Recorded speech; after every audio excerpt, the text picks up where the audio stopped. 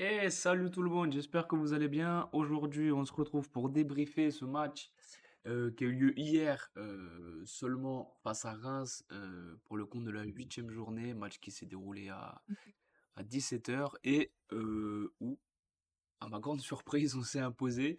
Donc voilà, on va débriefer ça ensemble. Voilà, on va commencer comme d'habitude par pardon, le résumé du match. Donc, ben, la compo du classique, hein, Pulisic qui a remis son système 3-4-2-1, 3-4-3, appelez ça comme vous voulez.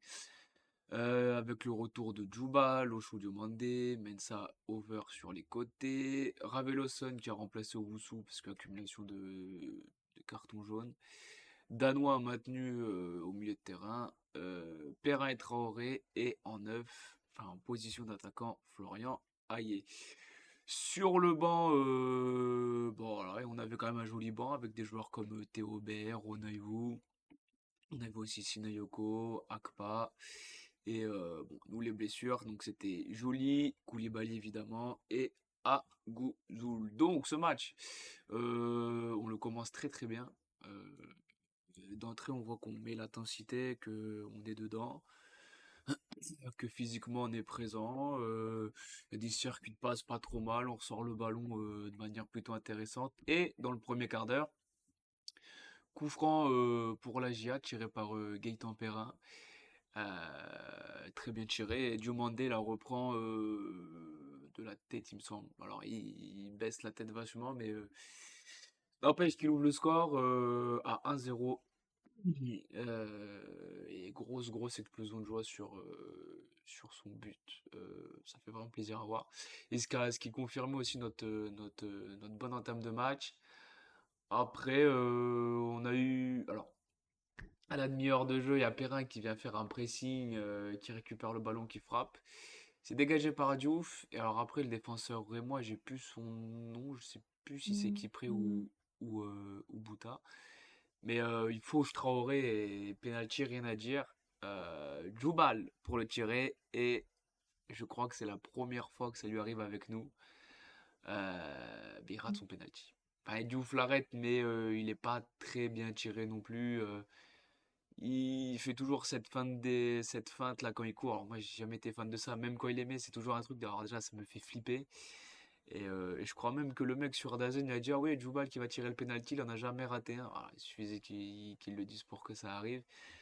Mais c'est vrai qu'à ce moment-là, tu vois Traoré qui célèbre son penalty comme un but parce qu'il sait qu'à ce moment-là, si tu mets Reims à 2-0 en quasiment une demi-heure, t'es quand même bien. Et bon, malheureusement, il y a ce loupé de Djoubal. Et avant la fin de la première période, Traoré qui arrive à se créer une occasion et ça passe vraiment pas loin, mais c'est pas cadré. Et du coup, voilà, on rentre à la mi-temps avec ce score de 1-0. Ça aurait pu être plus, mais voilà, on va pas faire les fines bouches. Après, en deuxième mi-temps, ben, ça a été voilà, dans la même lignée. Un long ballon de Metz à la 52e minute. Diouf qui sait pas trop s'il doit sortir ou pas. Ahmed Traoré, il efface son vis-à-vis en vitesse, il fait la différence, plein de lucidité, plein de technique, et qui nous permet de porter le score à 2-0. Match incroyable de sa part, on en parlera après dans les notes. Et après, alors, il y a la blessure d'Ocho aussi, j'espère qu'il sera pas très très grave. C'est Akpa qui l'a remplacé.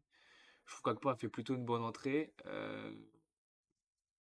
Et à la fin, la 90 plus 5, la connexion japonaise de Reims qui s'est mis en route.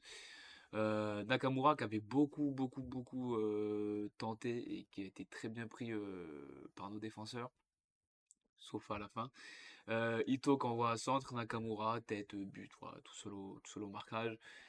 On va dire que c'est anecdotique parce que ça vient vraiment à la fin du temps additionnel, au bout du bout.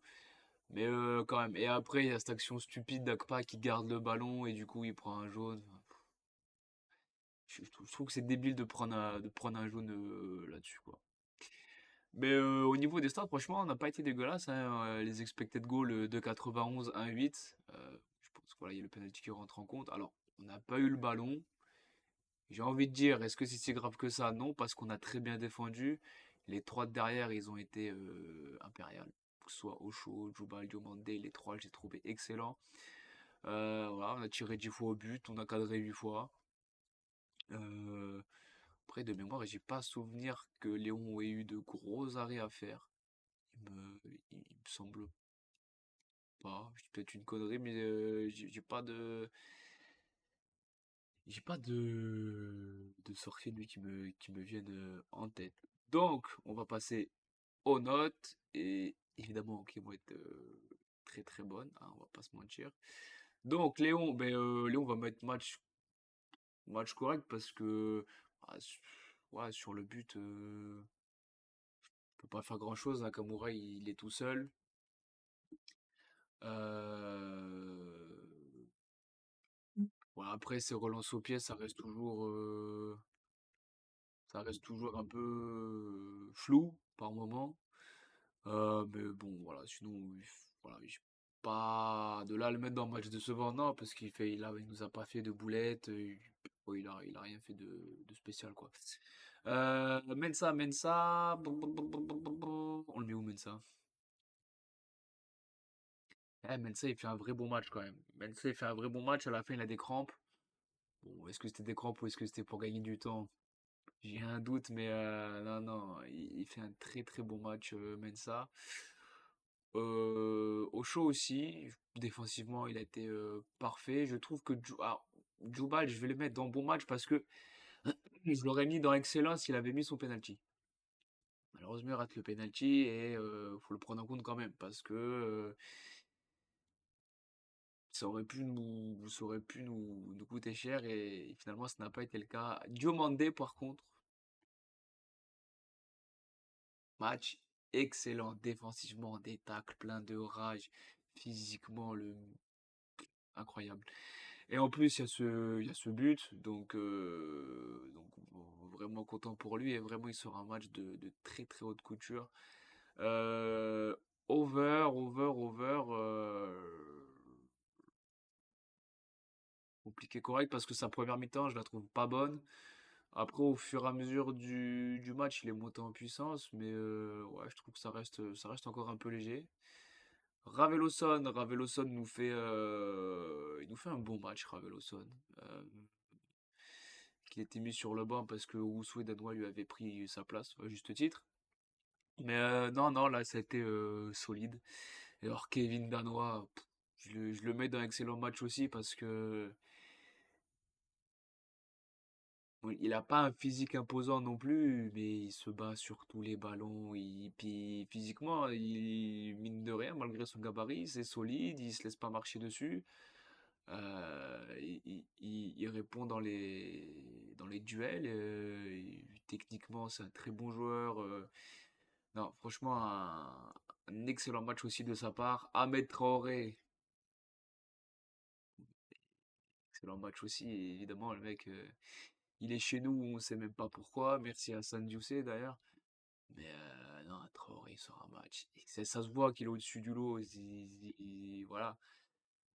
Là, on va profiter gentiment de sa saison chez nous parce qu'il faut pas rêver, on l'aura pas une deuxième saison chez nous. Voilà, donc on va profiter gentiment de sa saison chez nous et on va le laisser continuer à exprimer tout son talent sur le terrain. Mais quel joueur! Franchement, quel joueur! Perrin, je suis partagé entre les deux. Il fait un bon match. Dans l'agressivité, dans le pressing, je l'ai trouvé bon. Après, vu du stade, j'ai remarqué avec un pote avec qui on va voir le match, je l'ai trouvé vachement nerveux. Un moindre truc, tu sentais qu'il pouvait découpiller le garçon. Euh, il est passeur décisif sur le premier but. Mais ouais, je trouve qu'il fait un bon match. Alors après, au fur et à mesure de la rencontre, il s'est un petit peu éteint. Il aurait peut-être fallu faire un changement un peu plus tôt. Mais bon match de Perrin, je suis content de sa performance. Alors, Florian Hayé, ça me fait rire parce que on a eu un débat sur X avec un supporter qui a voulu m'expliquer, sans vraiment me donner d'arguments valables, que Hayé est au-dessus de Ber. Chacun son avis. Moi, je comprends pas qu'on puisse me dire que Florian Hayé est au-dessus de Théo Bert. Faut qu'on m'explique pourquoi. Mais j'aime bien Hayé, hein, c'est pas le problème. Il fait un match correct, il fait son match. Mais bon, on l'a pas vu plus que ça non plus, quoi. Je veux dire, Théo Bert qui est rentré 20 minutes, on l'a vu plus, voire autant que lui. Donc, ouais, il a fait l'effort, il a essayé de presser, mais bon, au bout d'une demi-heure, on l'a quand même pas beaucoup vu. Enfin, je sais pas. Et en plus, vu du stade, je trouve pas qu'il fait un match. Alors, il loupe pas de grosses occasions, mais il s'en procure pas non plus. Alors après, est-ce que c'est parce qu'il a pas eu beaucoup de ballons? Je sais même plus s'il a eu beaucoup de ballons, mais ouais, ouais, c'est un match correct, quoi. Il est sur ce match-là, et je lui mets la moyenne, pas plus. Parce que, voilà. Akpa qui est rentré, je trouve qu'il a fait un bon match. Après, sur le but rémois, j'ai un doute. Je sais pas si c'est lui qui est au marquage de Nakamura ou si c'est une mésentente avec Djoubal et Diomandé. Parce que de mémoire, sur le but, Diomandé et Djoubal, ils ont leurs joueurs et c'est peut-être Akpa qui l'a pas. Mais vu que Nakamura, c'est quand même un feu follet et que bon, après on prend un but par Nakamura, le mec c'est le meilleur buteur de Reims, c'est le meilleur buteur de Ligue 1.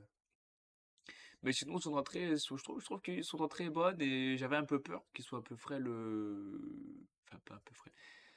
Un peu timide dans les duels et tout, qu'il se fasse battre, qu'il soit un peu trop, oui, frêle. Et au final, non, non, il a répondu présent, ça a été plutôt solide. Donc, content de son entrée, même si, alors ça, j'ai quand même en parler parce que, vu du stade, c'était encore plus flagrant. Quand Ocho se blesse, Pelnard part s'échauffer.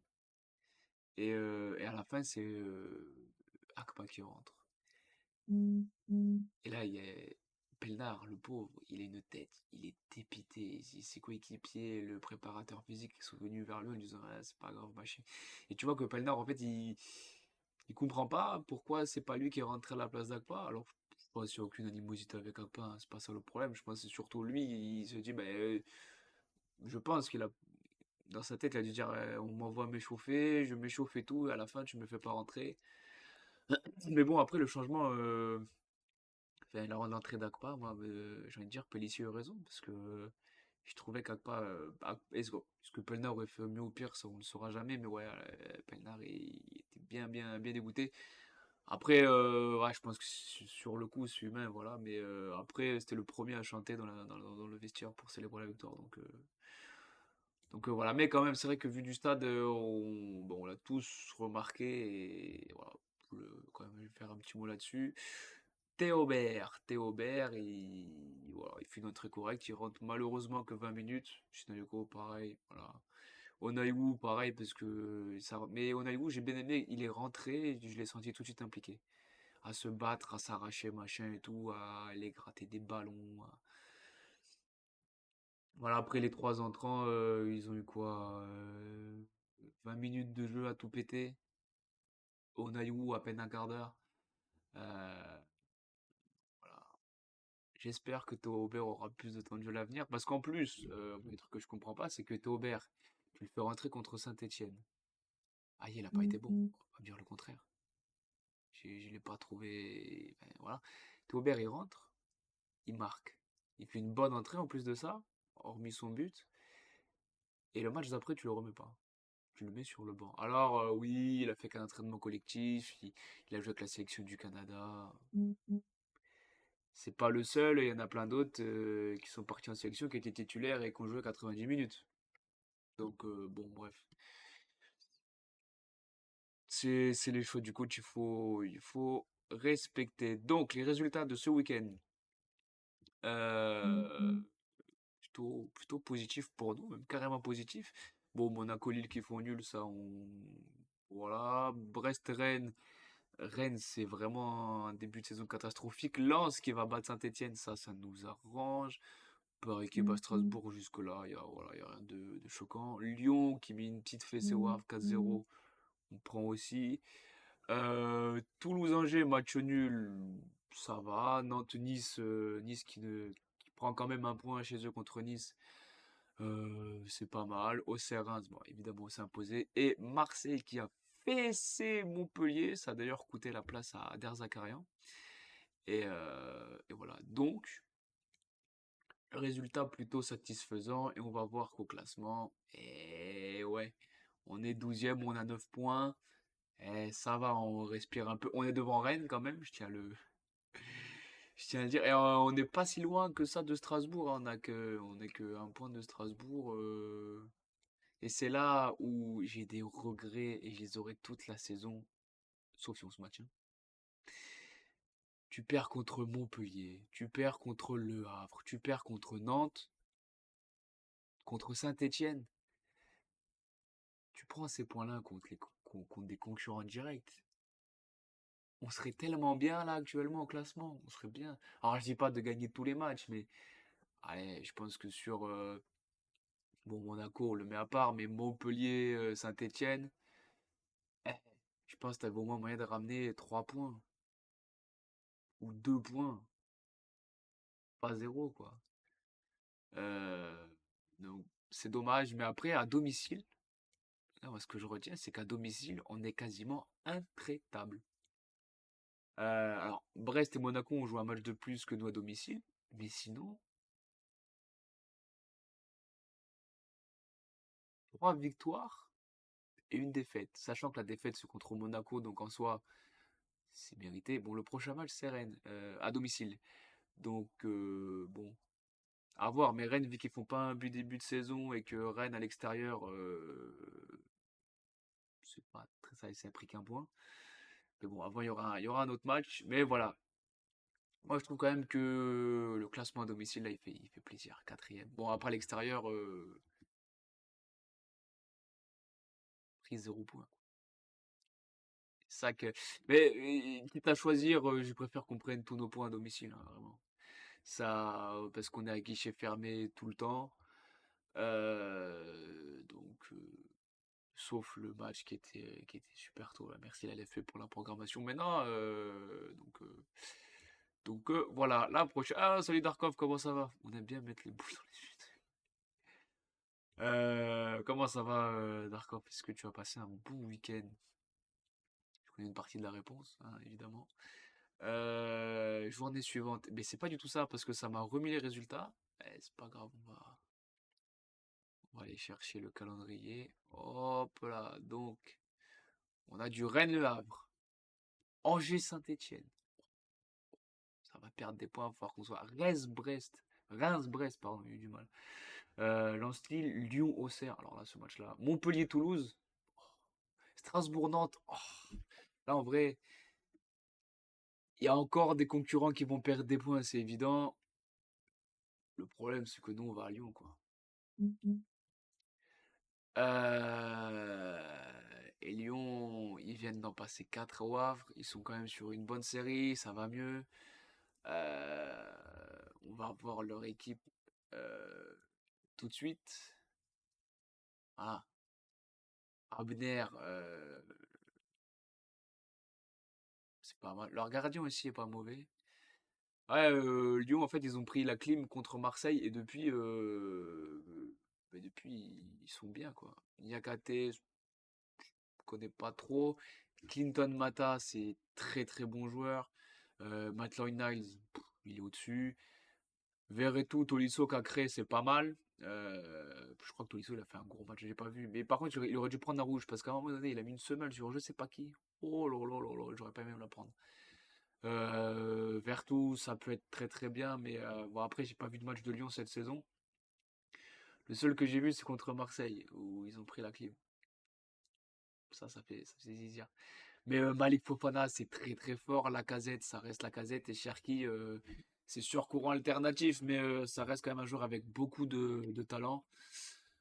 Ben nous aussi, Darkov, parce qu'en soi, on a perdu contre Saint-Étienne, on se fait salement, et contre Reims, parce que dans Reims aussi, alors le score, il aurait pu être plus flatteur. C'est vrai qu'il y a ce but que tu prends la fin, où tu te dis que tu gagnes que d'un but d'écart, mais alors oui, ils ont eu la possession, mais qu'est-ce qu'on a bien défendu. Et quand les joueurs se comprennent comme ça derrière et qu'au milieu de terrain ça va comme ça, Ok, là je comprends le système à 3. Après, je pense. Reims, Darkov, bon, je sais que tu suis pas du tout le foot, mais Reims, ils ont accroché Paris, ils ont accroché Marseille. Reims, c'est quand même, c'est pas mal, hein. Et Reims, au classement, tiens, je vais te remettre ça vite fait, c'est sixième. Donc Reims, non, non, Reims, en plus, ça joue bien. Mais là, pour une fois, défensivement, on a été à la hauteur et bah, tant mieux pour nous, hein, tant mieux pour nous. Et oui, pour en revenir à Lyon, je crois que Lyon à domicile, c'est fort, hein. Puis nous, à l'extérieur, on est catastrophique.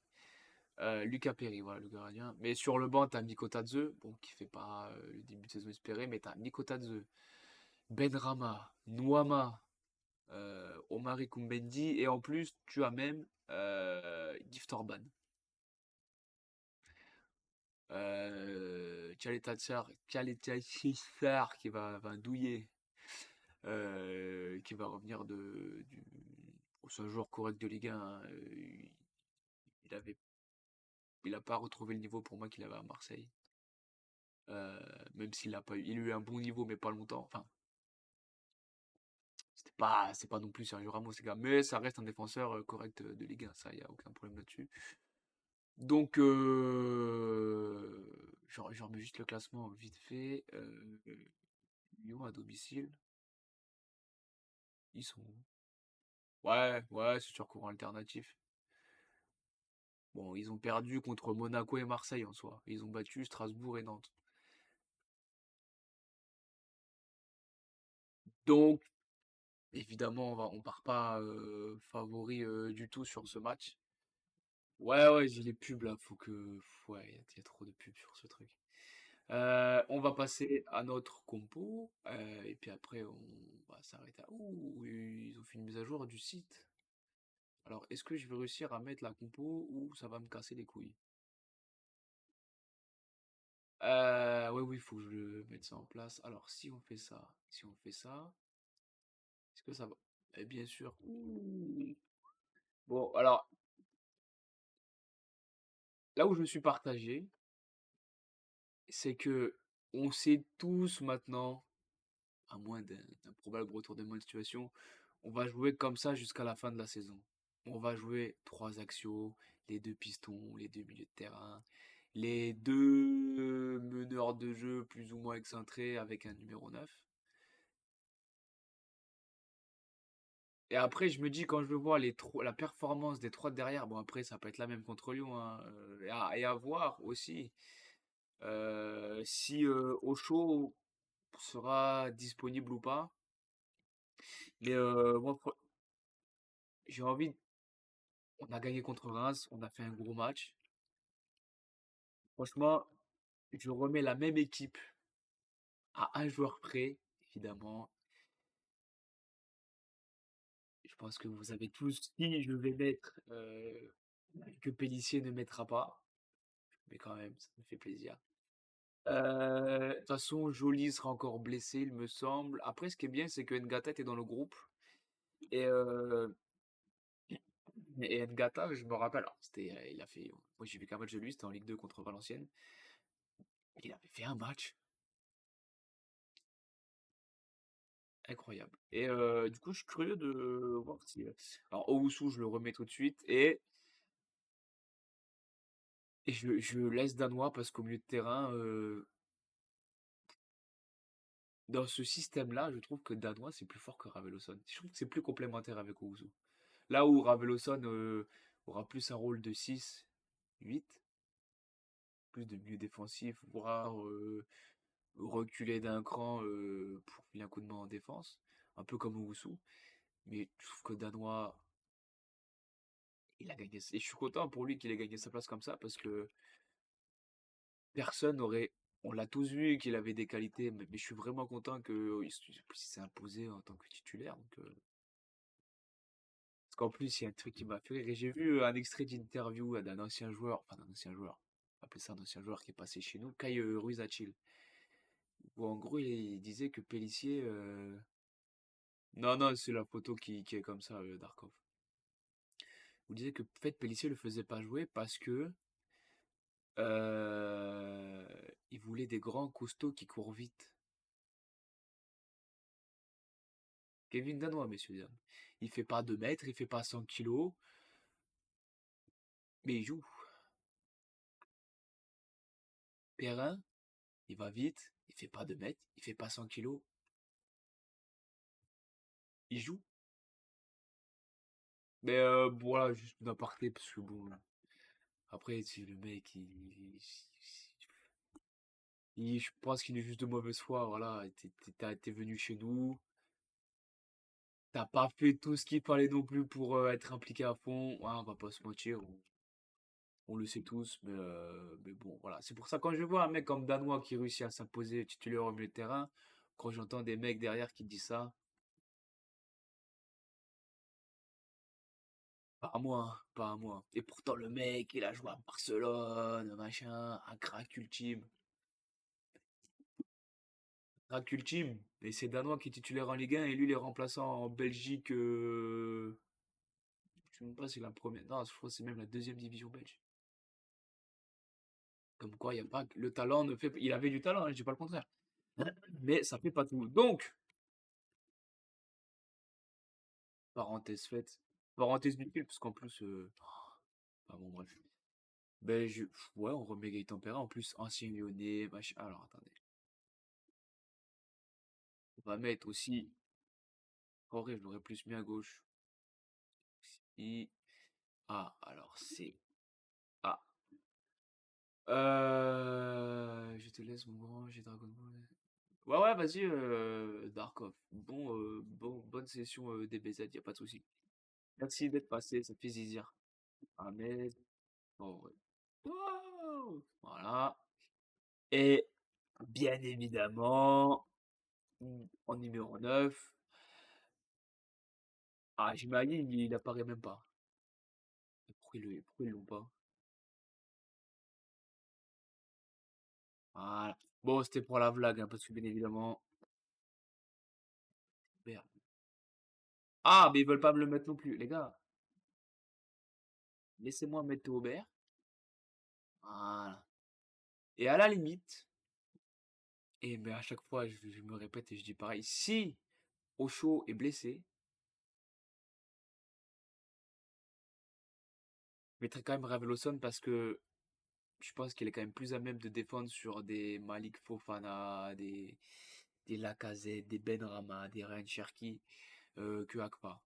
Même si Akpa fait une bonne entrée contre Reims, bon, on va partir du principe qu'on est tous nos joueurs soient à 100%. Bah, après, il y avait que lui où je pense qu'il y a une incertitude. Donc voilà la compo. Même si je préfère jouer en 4-2-3-1, mais bon, si ça marche comme ça, ma foi, écoute, voilà, qu'après ça compense correctement, que l'animation est la même que celle qu'on a vue contre Reims, là, j'ai aucun problème avec ça. Si c'est la même animation qu'on a vue contre Saint-Étienne, là, problème. Mais je pense que la trêve, elle a fait du bien parce qu'on a pu travailler les automatismes, tout ça. T'as quand même Ocho et Diomandé qui n'étaient pas là la saison dernière. Over non plus, donc Traoré non plus, Théobert non plus, donc voilà, faut le temps que tout ça, ça se connecte, que ça se trouve, que ça se comprenne, que ça s'entende, et voilà, on va espérer, même s'il y a défaite contre Lyon, ce que je souhaite pas évidemment, je veux qu'au moins dans le contenu, on soit sur la lancée de ce qu'on a fait contre Reims, et se dire, bon, ok, on fait un résultat pas favorable, sauf si par surprise on en fait un. Mais tu te dis au moins dans le contenu, ben, voilà, tu t'es dans la continuité de Reims, Lyon c'est au-dessus de nous, il n'y a pas de problème, et voilà. Alors que si tu fais un match où tu as la tête à l'envers de A à Z, là ce sera plus compliqué, évidemment. Bon, on va s'arrêter là, les enfants. Merci à tous d'avoir été présents sur ce live. Et le débrief sera dans la soirée ou demain, peut-être dans la soirée. Allez, je vais faire un effort. Euh, sur YouTube pour ceux qui n'auraient pas pu le voir. Parce que c'est vrai que je l'ai fait plus tôt. Normalement, je crois que je le fais à 20h30 et là, je l'ai fait à 20h. Donc après, on en reparlera dans le Discord le lundi quel horaire vous arrange le mieux, qu'on s'adapte au mieux à chacun. Et puis voilà. Je vous souhaite à tous une très bonne soirée et à très bientôt. Allez la GIA, ciao.